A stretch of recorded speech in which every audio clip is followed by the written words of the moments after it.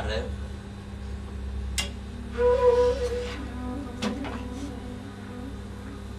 Ama, Lala rêve au pied du baobab. Au pied du baobab de sa naissance. Lala rêve de départ. Lala ne bouge pas. En tout cas le jour. Elle reste là sous un soleil qui n'en finit pas. Elle reste dans notre village de tentes et de cabanes de planches. Dans cette ville de sable au milieu du désert. Tan Tan.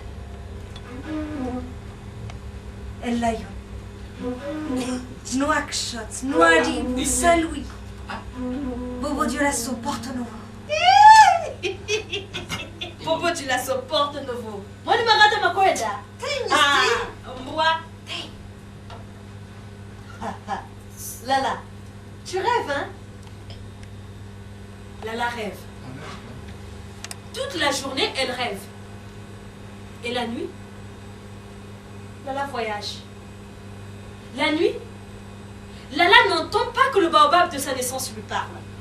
Lala chante que si les hommes avaient partagé la terre, ils ne seraient pas maudits. La nuit, Lala s'en va. Elle quitte notre village perdu dans le désert. La nuit, Lala transforme les êtres qu'elle aime en oiseaux, crocodiles ou caméléons. La nuit, à Ama, tu deviens une hyène qui l'empêche de partir. Et toi, Naman, elle t'imagine en sage caïman qui l'aide à choisir. Choisir entre la vie de plante des sables ou la vie de femme errante. Aussi. La nuit, elle se rêve tortue, quittant à jamais ce village avec un pagne bleu comme seule carapace. La nuit, elle se rêve sur le dos d'un colibri qui l'emmènerait loin, loin au-delà du désert. Mais au matin, Lala est toujours là, toujours au pied du baobab de sa naissance. Mais elle sait qu'un matin, comme sa tortue, elle s'en ira. Ou plutôt, comme un oiseau, elle s'envolera. Paris, New York, Londres, Los Angeles, Rome, Amsterdam. Il va falloir partir. Je sais qu'il va falloir partir. Et c'est... Mon secret est venu. Quand je l'ai vu, je crois que j'ai eu peur. Pourtant, je sens qu'il me propose le voyage que je veux faire. J'étais sûre qu'il reviendrait. Ama, j'ai mal dormi toutes ces nuits. Ama, je tressaille au moindre bruit. Ama, Semi. Hein? Je suis sûre qu'Esser était devant chez nous. Il m'a comme invité une nouvelle fois. Il m'a comme proposé une nouvelle fois de m'accompagner là-bas. Il peut m'accompagner là où les ports ont des quais immenses. Là-bas sont amarrés des bateaux de tous les pays du monde. Là-bas, les cargos sont grands comme des citadelles. Soba. Zamba Yarogit. Yesa. Mais Oui. Lala. Lala.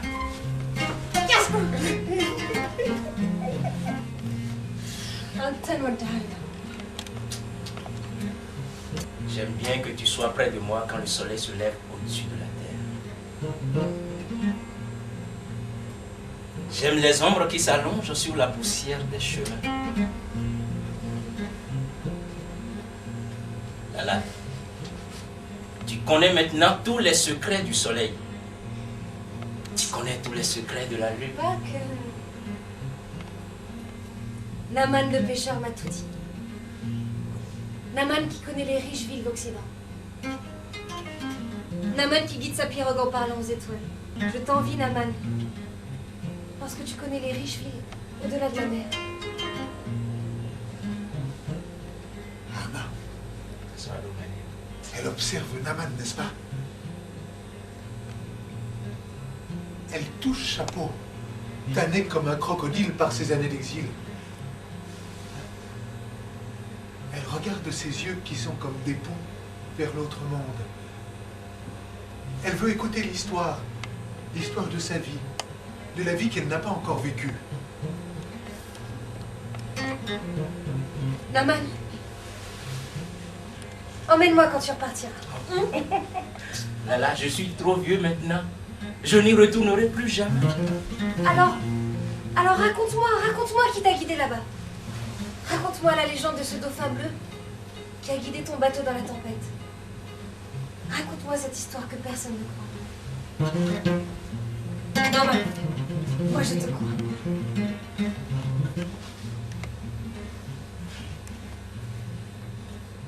C'était difficile à comprendre. Mais je jure que le dauphin à dos bleu a poussé ma pirogue dans les vagues. Ouais! Naman! Il poussait ta pirogue avec son front dans les vagues en tempête, en bateau, la mer furieuse avec sa queue. Il a poussé ta pirogue pendant 3 nuits. Pendant 3 nuits et 2 jours.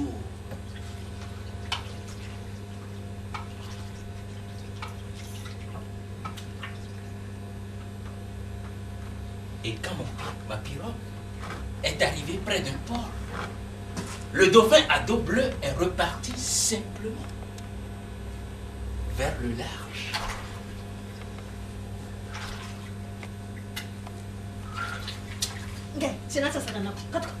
Je sais bien qu'un jour quelqu'un me poussera. Quelqu'un me poussera avec son front pour rejoindre l'autre rive. Bien sûr, Lala. Mais c'est la rive des fous. Toi qui rêves tant d'aller là-bas, méfie-toi. C'est la rive des damnés. J'étais arrivé sur la rive des damnés. Des capitaines qui vous noieraient pour une balle en or. Oh oui, Naman! Raconte-moi encore quand tu étais pêcheur pour un riche capitaine de là-bas. Je t'ai déjà raconté 1000 fois le jour où nous avons pêché le requin au large de la grande ville blanche. Non, l'alchim! Où n'êtes? Allez-moi! Ama! Mais Benda. Ce jour-là, les vagues sont hautes comme des montagnes. Le filet est lourd. Si lourd à remonter que notre bateau. Pas une pirogue. Un vrai gros chalutier de France. Notre bateau penche et nous avons tous peur de chavirer. Enfin, le filet sort de l'eau bouillonnante. Dans le piège de corde, on aperçoit l'ombre d'un requin gigantesque. Un gigantesque requin bleu. Il se débat et ouvre une mâchoire pleine de dents terribles. Alors, nous nous battons contre ce requin qui essaye d'emporter le filet. Nous le frappons à coups de bâton. À coups de hache. À coups de bâton. À coups de bâton. À coups de hache. Enfin, le capitaine tue le requin avec son coutelas. On hisse la bête énorme sur le pont du bateau.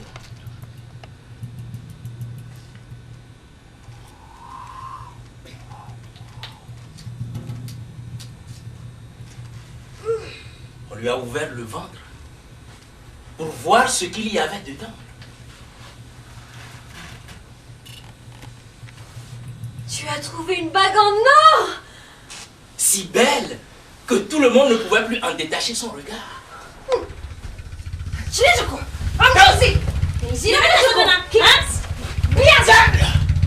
Naturellement, chacun d'entre nous a voulu la bague pour lui. Et bientôt, tout le monde était prêt à s'entretuer pour posséder ce trésor. J'ai proposé qu'on la joue au dé. Boula tu boulayo. Boula! Nous étions 6 et nous avons joué 6 fois. Tout le monde se pressait pour voir qui gagnerait malgré la tempête terrible qui menaçait de renverser le bateau. J'ai lancé en dernier. Mais tu as fait double 6, Naman! C'est toi qui as gagné la bague! Keleodie, Kelimanja, Keleodie, Kelimanja, oh Keleodie, Kelimanja, Keleodie, Kelimanja, oh Keleodie. Oui, j'ai gagné la bague d'or. Et pendant quelques instants, j'ai été heureux comme jamais de ma vie. J'ai regardé la bague sur mon doigt qui brillait comme le feu de l'enfer. Puis j'ai vu les yeux de mes compagnons. Ils brillaient avec la même lueur mauvaise. Et j'ai compris que c'était une bague maudite. J'ai compris que celui qui garderait cette bague serait damné comme celui qui l'avait portée et que le requin avait mangé. Doucement, j'ai ôté l'anneau d'or de mon index et l'ai jeté dans la mer. Le capitaine et mes compagnons étaient pleins de fureur et voulaient me jeter à l'eau. Pourquoi êtes-vous en colère contre moi? Ce qui est venu de la mer est retourné à la mer.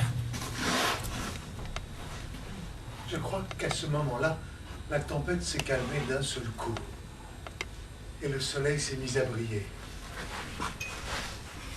Alors, les marins se sont apaisés, eux aussi. Et le capitaine avait comme oublié d'un seul coup cette bague d'or.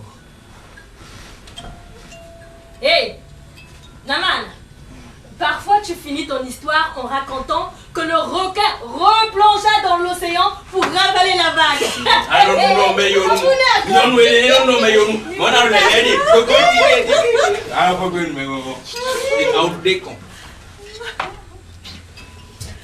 Naman, Lala, tu crois vraiment que cet anneau d'or pouvait être maudit? je ne sais pas.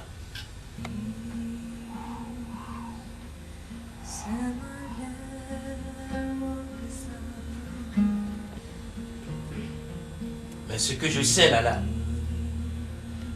c'est que si je n'avais pas rejeté cette bague à la mer, le jour même, un de mes compagnons m'aurait tué pour la voler. Et tout le monde aurait péri de cette façon, jusqu'au dernier.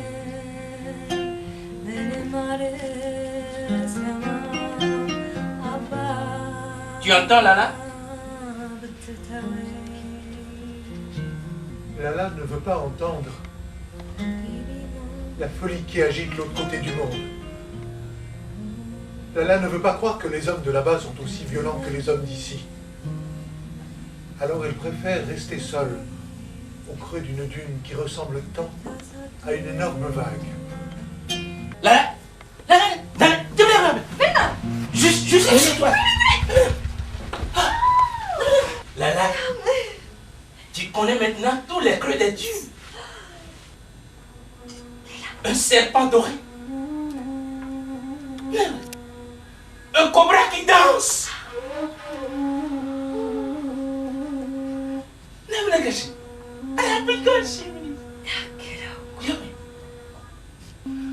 Une couleuvre grise et noire.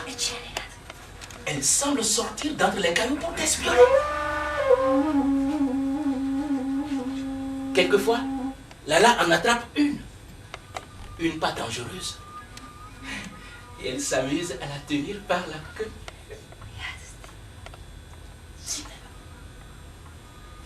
C'est lui.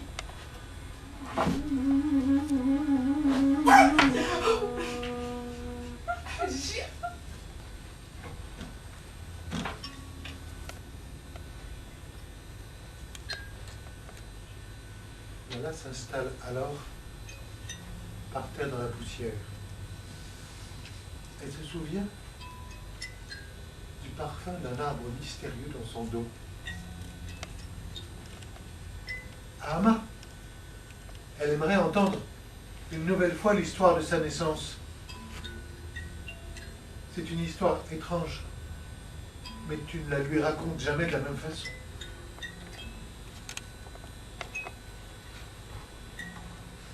Lala, viens, je vais te tresser. Non. Ah, Izetu. Non. Ezo yante kama mingi yangoa. Ngatikumwa setangu yage kwa telewe. Yule, Oh, yulante.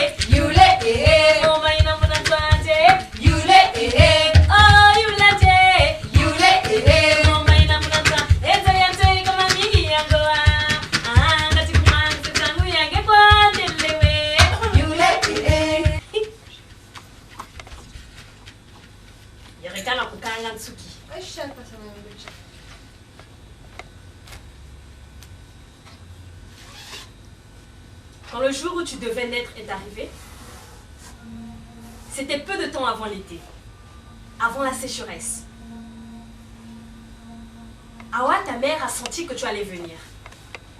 Et comme tout le monde dormait encore, elle est sortie sans faire de bruit. Elle a marché, marché, marché, marché jusqu'à un endroit où il y avait un arbre et une source, parce qu'elle savait que lorsque le soleil apparaîtrait, elle aurait besoin d'ombre et d'eau. Puis elle s'est couchée près d'un baobab et a attendu la fin de la nuit. Quand le jour est venu, on a vu que ta mère n'était pas là. Je suis partie à sa recherche. Et quand je suis arrivée près du baobab,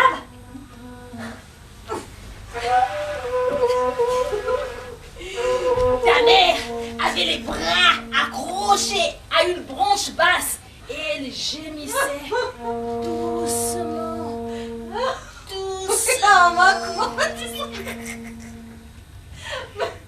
Que s'est-il passé ensuite, Ama? Je es née tout de suite comme cela. La tête dans le sable entre les racines d'un baobab. Puis, elle t'a lavé dans l'eau de la source. Oui. Ta mère était contente parce que tu étais venue très vite. Oh, la tête dans le sable. Hein? Comment ça, la tête dans le sable? Mais qu'est-ce que tu tiens, Ama? On ne peut pas naître comme ça. La tête dans le sable, comme un baobab. Ce que tu ne sais pas, Lala, c'est qu'on ne naît pas près d'un baobab par hasard. On ne vient pas au monde tel le fruit d'un baobab pour rien. Ah, non, moi. Sommes-nous à Gabriel. Donc tu vas l'amener là, là. Gabriel,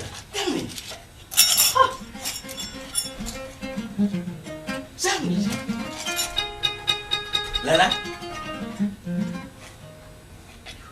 la légende dit que le premier baobab du monde avait poussé près d'un petit étang. Il voyait les autres arbres approcher qui avaient des branches feuillues, des troncs noueux, que tous étincelaient de couleurs. Ce premier baobab de la création était malheureux, car ses branches, à lui, étaient toutes petites. Son tronc gros, son écorce terne et ridée. On aurait dit la peau d'un vieil éléphant. Aussi, le baobab invoqua le Créateur et se plaignit à mais le Créateur avait créé le baobab et était satisfait de son œuvre. Le baobab était différent de tous les autres arbres et le Créateur aimait la diversité. Il aimait l'hippopotame, beau à ses yeux. Il aimait le cri de la hyène, agréable à ses oreilles. Mais, comme le baobab ne cessait de se regarder dans le reflet du petit étang et de se plaindre, le Créateur se mit en colère.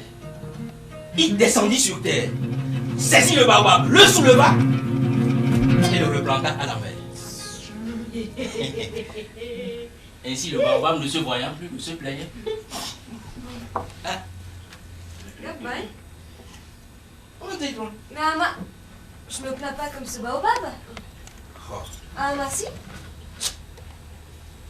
Même bébé. Negariko. C'est se plaindre que rêver de vivre ailleurs qu'au milieu des sables? C'est se plaindre que savoir ici on meurt pour une simple fièvre? Negariko. Si c'est ça se plaindre, je me plains. Symbole. L'expérience ne s'achète pas. Ama. Elle était comment, maman, avant que je naisse? Elle connaissait beaucoup de chansons. Elle avait une jolie voix comme toi. Elle savait jouer de la flûte. Elle n'aimait pas danser. Puis quand ton père a eu cet accident, elle n'a plus jamais chanté ni joué de la flûte. Même quand tu es née, elle n'a plus voulu chanter.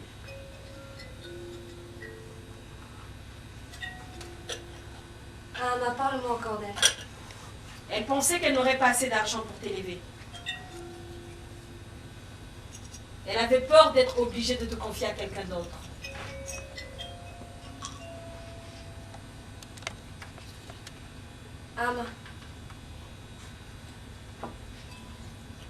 Ama, parle-moi aussi de la mort de ma mère.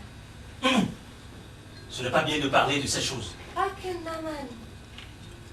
Ça ne fait rien. On ne savait pas ce qui allait arriver.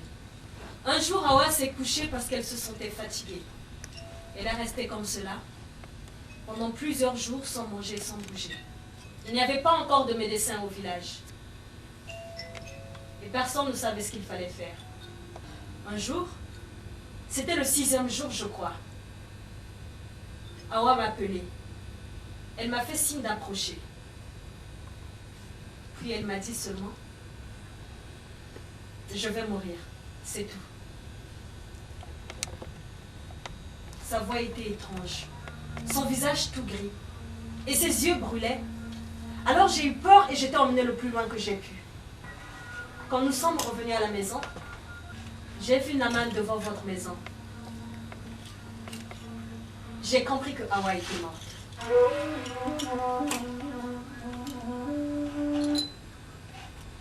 Morte comme ça. Je ne veux pas mourir comme ça. C'est mien. Je ne veux pas mourir dans ce désert. C'est moi, Nama. Je ne veux pas crever comme une chienne dans le sable. Je ne veux pas que mes enfants dessèchent comme des cailloux au soleil. Lala, reste à l'ombre de ce souvenir de Baobab, jusqu'à ce que le soleil soit haut dans le ciel. Soudain, Lala se lève. Elle escalade une dune couverte d'épines. Elle se pique aux orteils. Lala veut voir plus loin, veut voir la mer. Lala veut oublier sa naissance, oublier sa mère, oublier la mort de sa mère. Lala veut faire un trou dans sa tête. Lala, on dit que le jet à tête d'or est le premier oiseau du monde. Cet oiseau existe encore. Les enfants se moquent toujours de lui parce qu'on dirait qu'il a des fleurs sur la tête.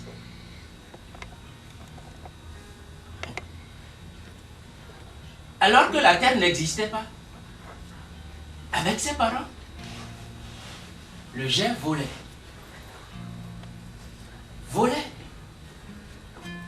Volait dans un ciel sans terre.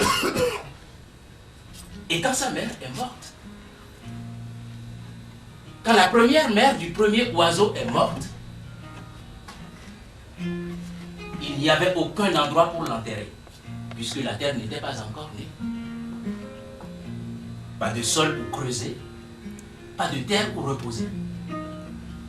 Alors, l'enfant oiseau de la première mère oiseau a fait un trou dans sa tête et il a enfoui sa mère.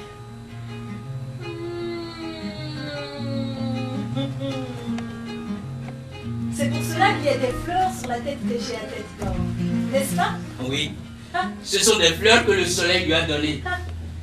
Des fleurs pour la première mère de l'histoire du monde. Et même si Lala ne pleure plus en écoutant cette histoire, elle comprend. Elle comprend que les mères sont jamais enfouies dans la tête des enfants. À jamais.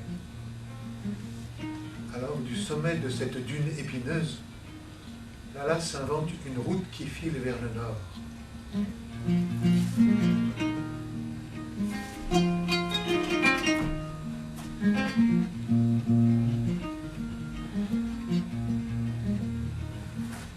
Lala court dans sa tête. Lala ne sait pas vers où elle court, mais elle court dans sa tête. Vers une dune plus blanche encore. Vers son secret. Vers un secret trop bleu. Vers le secret de sa vie. Et c'est le secret.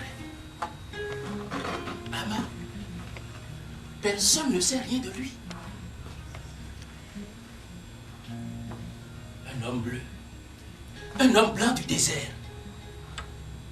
Peut-être est-ce son père. Peut-être est-ce seulement Un rêve. Elle le voit parfois. Ils ne se parlent pas. Pourtant, Lala entend sa voix à l'intérieur de son oreille. Des choses très belles qui la troublent et la font frissonner. Puis d'un coup, tout s'en va. Peut-être parce que Lala ne croit pas que les esprits du temps existent encore.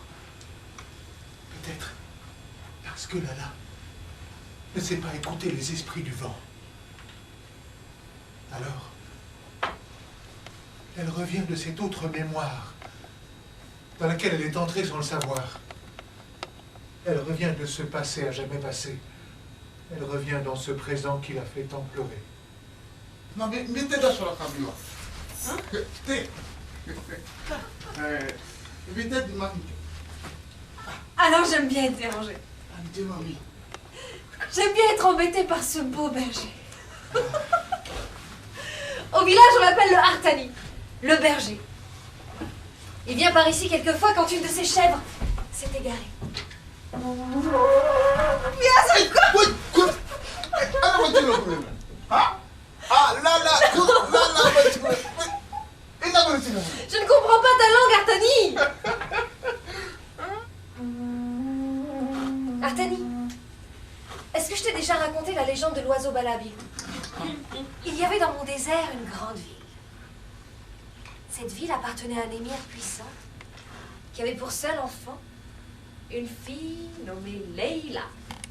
L'émir aimait sa fille plus que tout au monde. C'était la plus belle jeune fille du royaume. La plus douce, la plus sage. Et les mages lui avaient promis tout le bonheur du monde. Le jour de ses 20 ans, pourtant, il est arrivé quelque chose de terrible dans le royaume. Il est arrivé une grande sécheresse. Il n'y avait plus d'eau dans les rivières. Tout le monde mourait de soif. Naman, quel est le gars de Laisse-moi câbler. Amni comme ni émir, c'est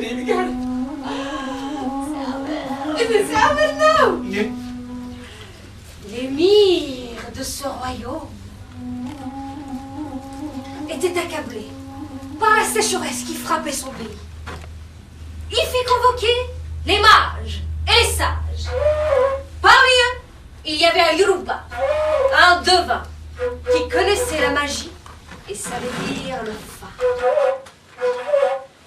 Yoruba! Le Yoruba a regardé des traces magiques laissées par le bâton divinatoire. Et voici qu'il eut peur tout d'un coup. Je t'ordonne de faire cesser la malédiction qui pèse sur mon royaume! Seigneur, laissez-moi partir et ne me demandez pas de vous révéler ce secret. Yoruba! Je t'ordonne de me révéler ce secret. Arrêtez! Arrêtez! Je vais vous dire le secret de la malédiction. Sachez, Majesté, que c'est vous qui êtes maudit.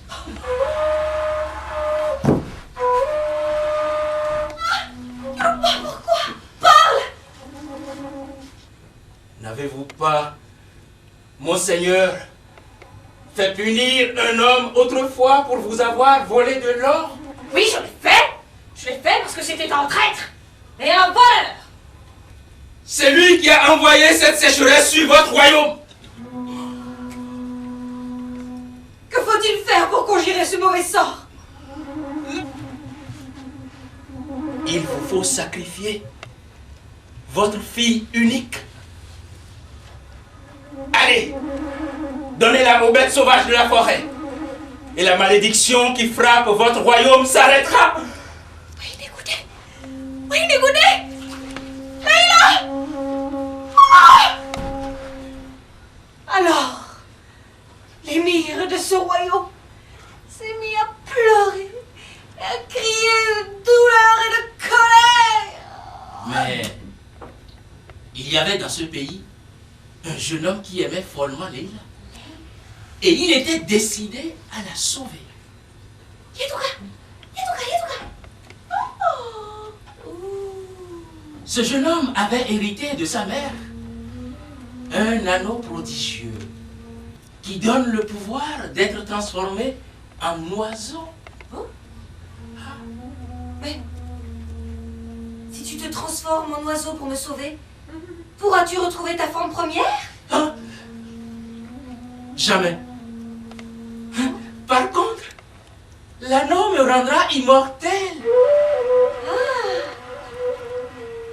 Oh. Mais un oiseau immortel, quel intérêt?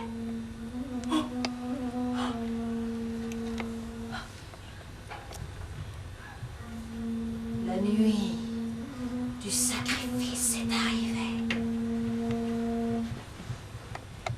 L'émir partit dans la forêt, accompagné de sa fille aimée. Il l'attacha à un arbre sans la regarder. Puis il partit, en pleurant de douleur. On entendait déjà le cri des bêtes féroces qui s'approchaient. Mais tout d'un coup, dans la forêt, on a entendu un chant. C'était un chant si beau, si pur, que Leïla a cessé d'avoir peur.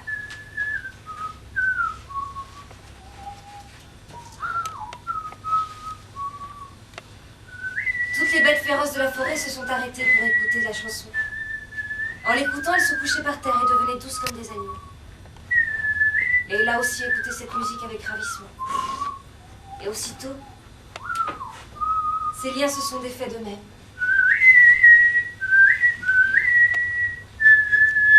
Elle s'est mise à marcher dans la forêt.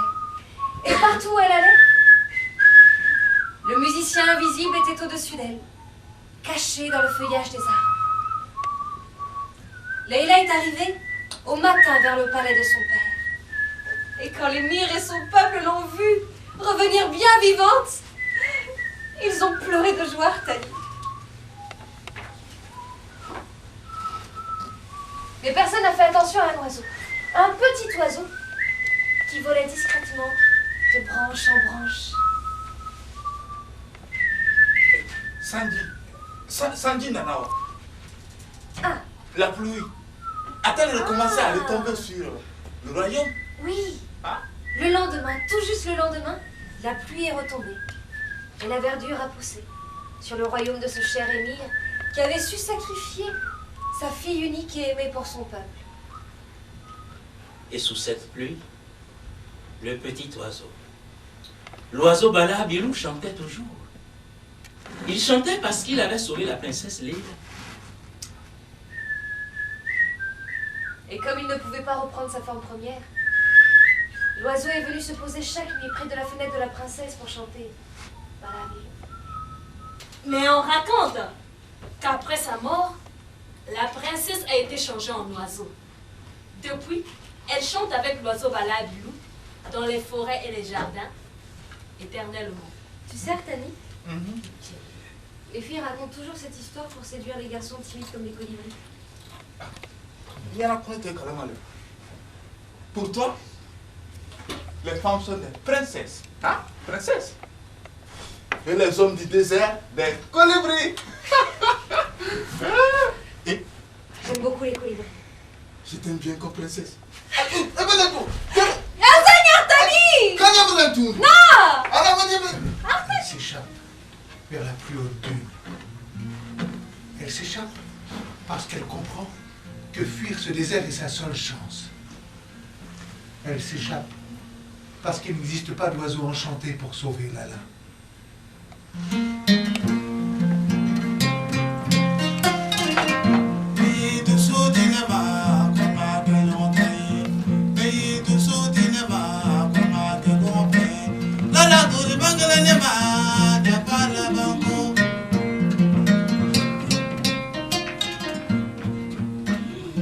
Yazoo, yazoo, yazoo, yazoo, le pen, yazoo, yazoo, Tani, le penata, soit de go.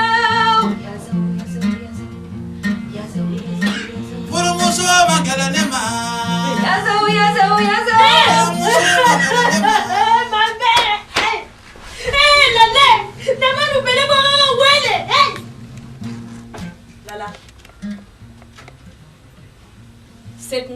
du malheur a soufflé sur le pays.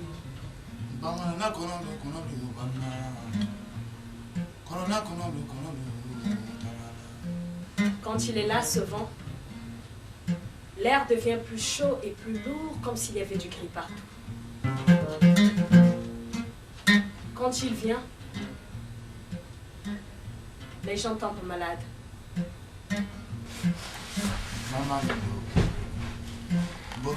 C'est cela que vous appelez le vent du malheur.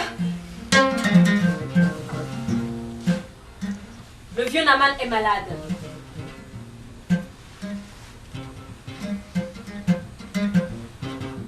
Ce matin, Naman n'a pas pu respirer. Il ne peut même pas se redresser sur les coudes. Il sourit un peu et ses yeux brillent plus fort quand il me reconnaît. Je lui parle, je lui raconte tout ce qu'il m'a raconté pendant des années. Je lui parle comme si j'avais vu Sibyl riche là-bas. Comme si je revenais moi aussi de mon grand voyage. Je lui chante le nom de ces ports d'où partent les navires. Je lui indique cette piste que je vais prendre ce soir. Cette route de sable où les camions vont vers le nord. Je lui parle. Je lui parle. Je parle pour me donner la force de rester avant que... Je parle pour lui donner la force de vivre encore un peu. Naman, ne m'écoute pas sans rien dire! Je voudrais te parler à mon tour de ces montagnes enneigées. De ces fleuves grands comme la mer. Des plaines couvertes de blé. De ces villes aux noms magiques. Nice. Marseille. Barcelone, Paris. Paris. Des maisons si hautes qu'on n'en voit pas le ciel. Lala sent que le vieux Naman va mourir. Je sais bien qu'elle voudrait être loin. Lala se sent forte, comme le baobab qu'il a vu naître. Elle est sûre maintenant qu'elle sera capable de franchir la mer comme le font les bateaux.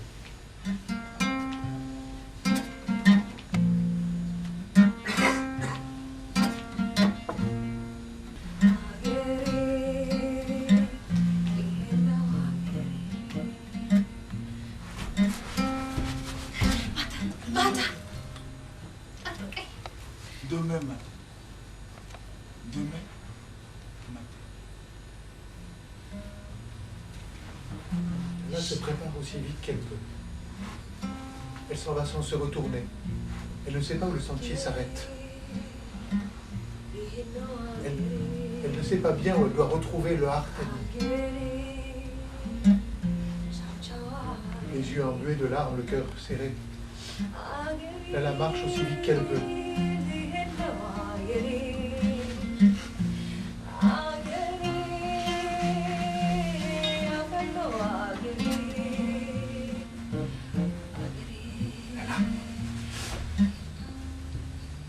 Si l'homme avait été taillé dans une branche de baobab, il deviendrait bateau, voguant sur les flots. Il marcherait bateau pour guider les troupeaux. Lala. Si l'homme avait été taillé dans une branche de baobab, il chanterait tambour comme le font les griots. Il se ferait planche pour construire les chariots.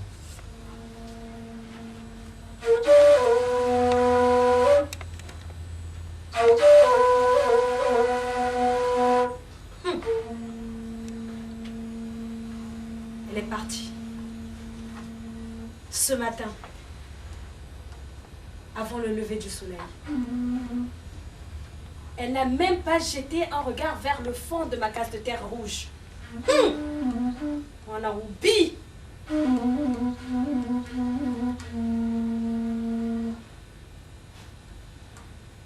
Elle a seulement pris un morceau de tissu bleu, un pain rassis, quelques dattes sèches et une bague d'or qui appartenait à sa mère.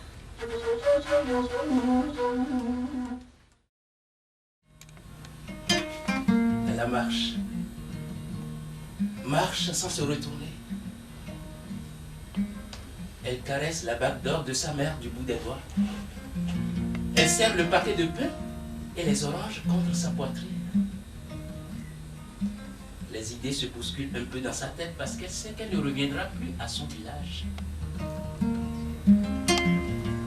Quand le sentier se termine, il faut monter sur la dune la plus haute. Elle pense que c'est là que l'attend le Artani.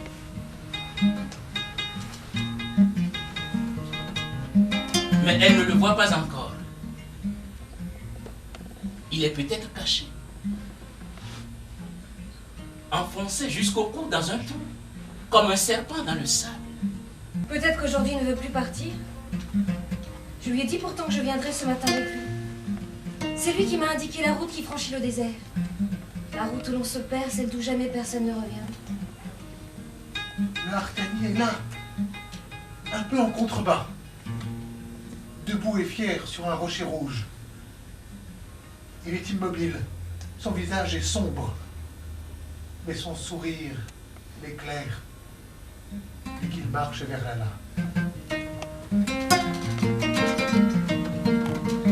Ils marchent ensemble en silence, sans vraiment se regarder.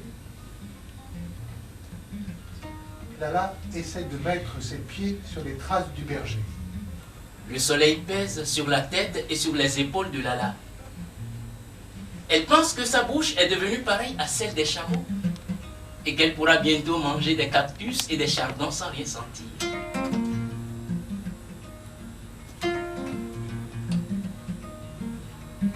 Lala n'a plus la force. Elle titube entre les chaos de pierre.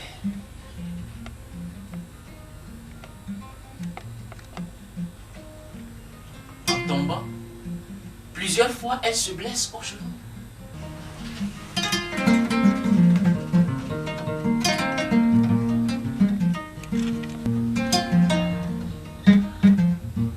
Le Artani est à peine visible maintenant. Lala n'essaie plus de suivre son pas rapide. Lala ne voit même plus la masse rouge de la montagne immobile dans le ciel. Peut-être qu'elle n'avance plus.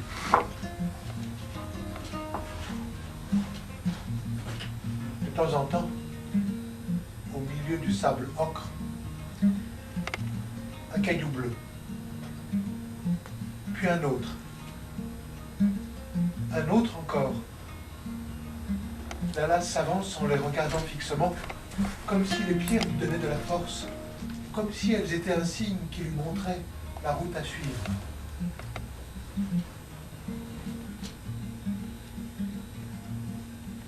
Artani, Artani, Artani. Elle voudrait être un oiseau. Elle voudrait juste voir un oiseau, même un vautour. Mais il n'y a rien. Personne. Elle pense qu'elle va mourir bientôt parce qu'il n'y a plus de force dans son corps. Soudain, le Artani est là de nouveau. Il montre un point sur la plaine de pierre. Un puits. Peut-être de l'eau. Sommes-nous prêts? Sommes-nous loin? Je ne peux plus, Artani, va-t'en, laisse-moi, va-t'en.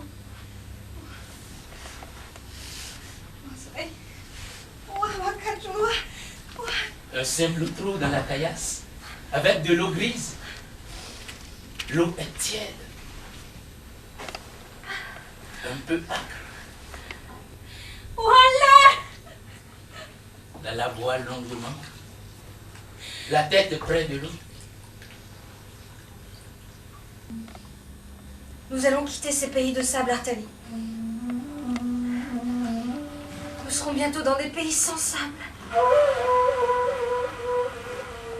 Le berger passe ses bras autour du corps de Lala. Elle sent son corps brûlant, qui tremble encore après l'effort de cette journée de marche.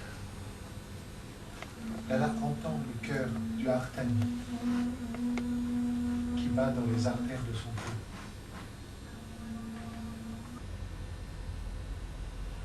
Le Artani la fait tourner vers lui. Doucement.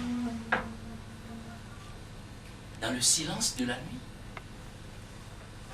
le garçon entre en elle. Et elle entend le bruit précipité de son cœur contre sa poitrine. La nuit froide et belle les enveloppe. Jamais Lala n'a vu une nuit aussi froide. C'est un très grand vertige qui les traverse.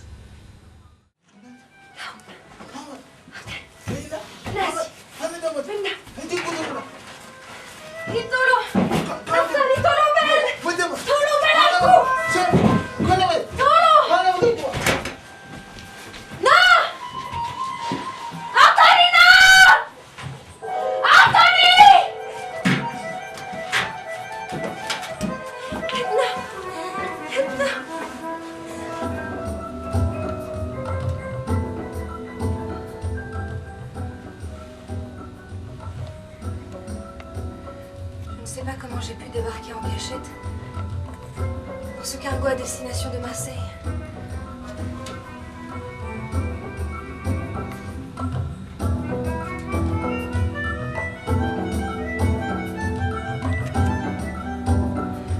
Je ne sais pas si la bague en or de ma mère a suffi à payer les passeurs.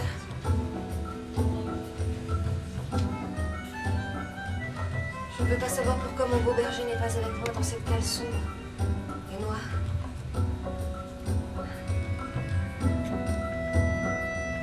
On est plusieurs dizaines, massés dans cet espace sans air. Tous ne sont pas habillés comme des pauvres, non. Certains portent de grandes robes bleues indigo ou blanches.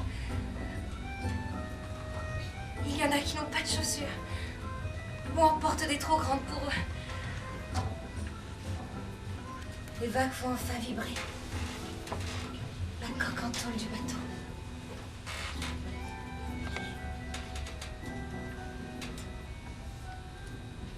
Je vois par les écoutilles la terre d'Afrique qui s'éloigne. J'essaie de distinguer les maisons, la côte qui s'efface. J'ai mal au cœur. Dans la chaleur étouffante et l'odeur du mazout, une jeune femme à côté de moi porte un enfant minuscule. Je ne peux pas m'endormir sur des morceaux de carton.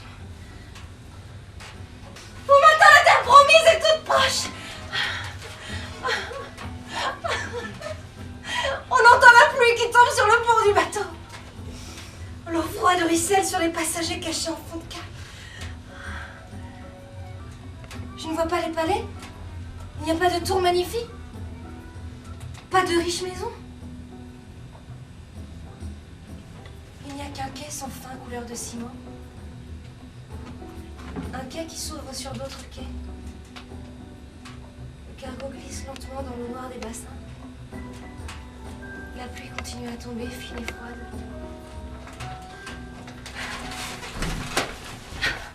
Déjà, le passeur crie des ordres que je ne comprends pas.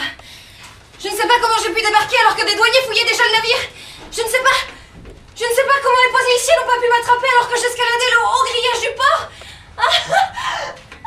Je crois que je me suis envolée. Je crois que je volais comme un jet à tête d'or. Je vous le jure. Je crois que je volais. Avec ma mère. Enfouie dans ma tête. Je crois que je volais. Avec mon ami Naman, le pêcheur, dans mon cœur. Je crois que je volais avec ma tante Ahmad dans la bouche. Je crois que je volais. Avec l'enfant que le Hartani avait déposé dans mon ventre.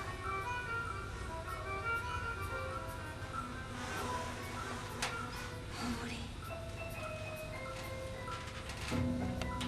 Juste envolé. J'aurais fait n'importe quoi pour quitter mon désert. Je referai la même chose un jour pour y revenir. Mais ne le dites à personne. Les gens ne comprennent pas les oiseaux. Ils ne comprennent pas nos allers-retours du sud au nord, du nord au sud.